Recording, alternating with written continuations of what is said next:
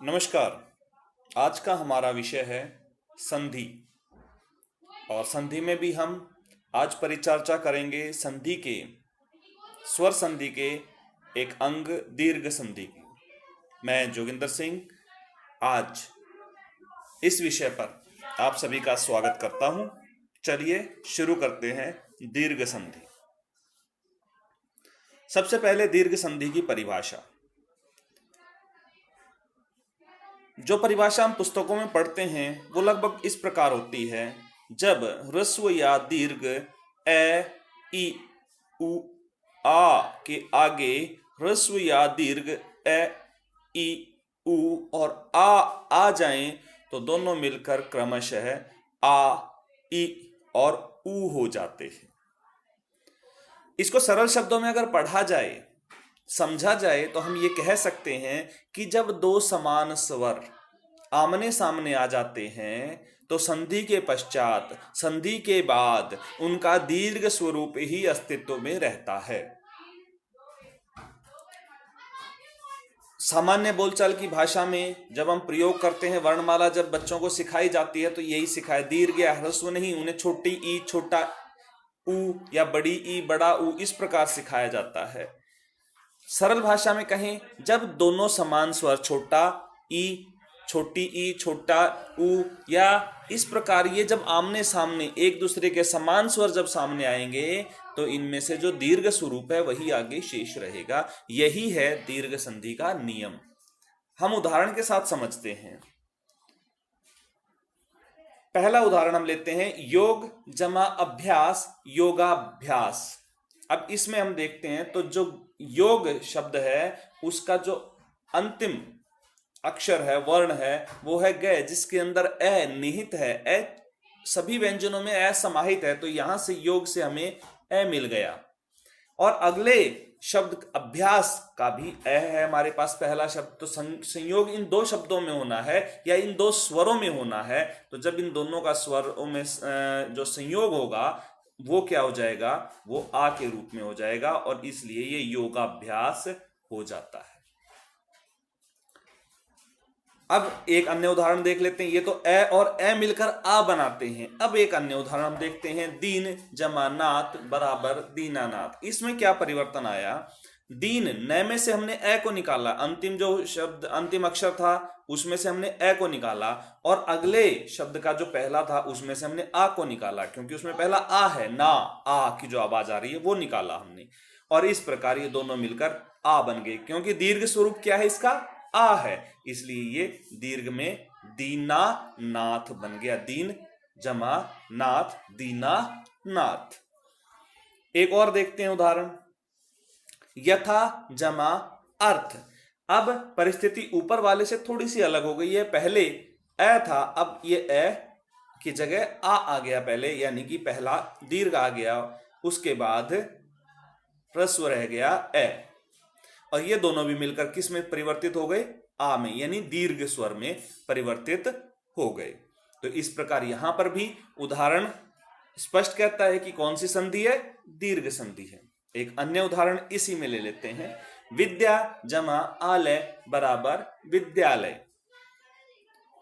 इसमें दोनों ही स्थानों पर आ, विद्या से आ और आलय का आ जब दोनों मिल जाएंगे तो ये दोनों मिलकर भी क्या बनाएंगे, आ ही रहेगा, यानी दीर्घ वाला स्वरूप ही अस्तित्व में रहेगा। जब दोनों लघु थे तो भी दीर्घ आया, एक लघु एक दीर्घ था तो भी दीर्घ रहा, एक दीर्घ एक लघु था तो भी दीर्घ था, और दोनों दीर्घ थे तो भी दीर्घ ही था। इसलिए यहां पर दीर्घ संधि है।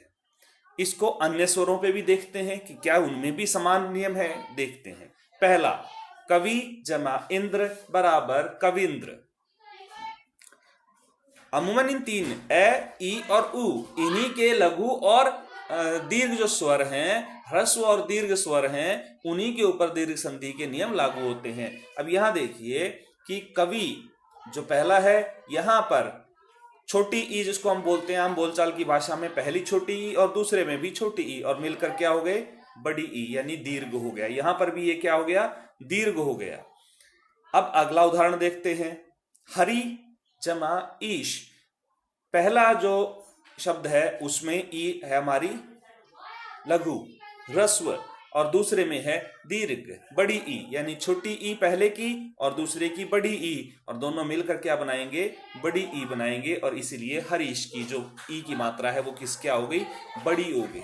यहां पर एक बार फिर से हमारा उदाहरण हो गया किसका, दीर्घ संधि का। एक अन्य उदाहरण और लेते हैं, नारी जमा इंद्र। नारी जमा इंद्र बराबर नारींद्र।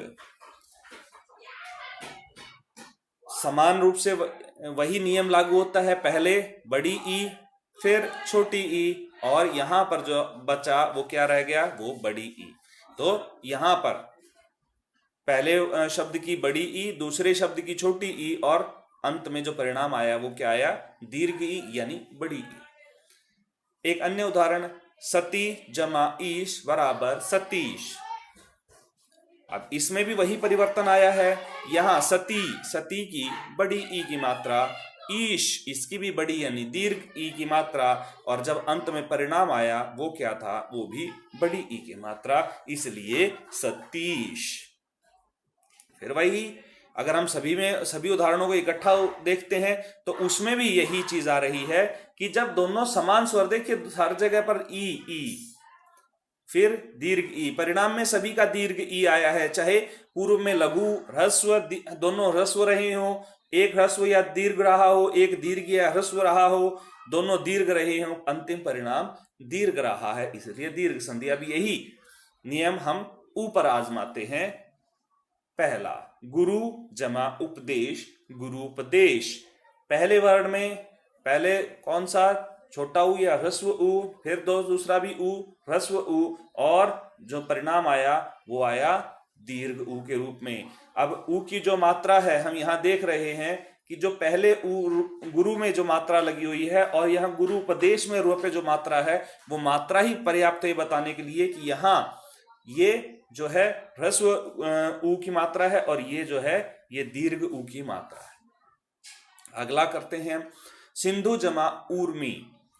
अब इसमें पहला जो ऊ है वो क्या है, वो लघु है, ह्रस्व है, दूसरा क्या है, दीर्घ है, और दोनों मिलकर क्या बनाएंगे, दोनों मिलकर दीर्घ बनाते हैं। इसलिए सिंधु की यहाँ छोटे ऊ की, लघु की जो मात्रा थी वो सिंधु की वहां बड़े ऊ में परिवर्तित हो जाती है, यानी कि स्वर दीर्घ हो गया, बड़ा हो गया है। अब यहां पर वधु जमा उत्सव बराबर वधूत्सव। यहां पर भी वही है, पहले शब्द में से हमने मात्रा जो निकाली है वो दीर्घ ऊ की निकाली है, दूसरे से ह्रस्व ऊ की निकाली है, और अंतिम परिणाम क्या रहेगा, अंतिम परिणाम रहेगा दीर्घ ही रहेगा। इसलिए वधूत्सव में वधु में किसी भी प्रकार की मात्रा का परिवर्तन नहीं हो रहा है। भू जमा ऊर्जा, भूर्जा।